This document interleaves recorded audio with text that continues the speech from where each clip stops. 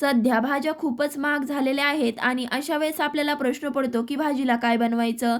चला तर आज आपण झटपट अशी एक रेसिपी बघणार आहोत. जर तुम्ही एकदा बनवून खाल्ली तर भाजी खाणं विसरून जाल. व्हिडिओला लाईक करा, शेअर करा आणि चॅनलला नक्की सबस्क्राईब करा. त्यासाठी मी इथे पाववाटी तूर डाळ घेतली आहे. कढईमध्ये एक पळी तेल गरम करू. 1 चमचा मोहरी, 1 चमचा जिरे, 1 चमचा बारीक चिरलेला लसूण, 1 वाटी बारीक चिरलेला कांदा घालून परतवून घेऊ. कांदा परतला की 7 ते 8 कढीपत्त्याची पाने, अर्धा वाटी बारीक चिरलेला टोमॅटो मऊ होईपर्यंत परतवून घेऊ. आता आपल्याला ह्यामध्ये 1 चमचा लाल तिखट, 1 चमचा गोडा मसाला घालून मिक्स करून घेऊ. 2 चमचे बारीक चिरलेली कोथिंबीर घालून 2 ग्लास पाणी घालायचं आहे. पाव चमचा हळद, चवीनुसार मीठ घालून पाण्याला उकळी आणून घेऊ. पाण्याला उकळी आली की घेतलेली तूर डाळ घालून झाकण ठेवून 15 ते 20 मिनिटांसाठी डाळ शिजवून घ्यायची आहे. 15 ते 20 मिनिटांनंतर मसूर डाळ आपली शिजली आहे. थोडीशी बारीक चिरलेली कोथिंबीर घालून मिक्स करून तूर डाळीचा डाळ कांदा तयार. धन्यवाद.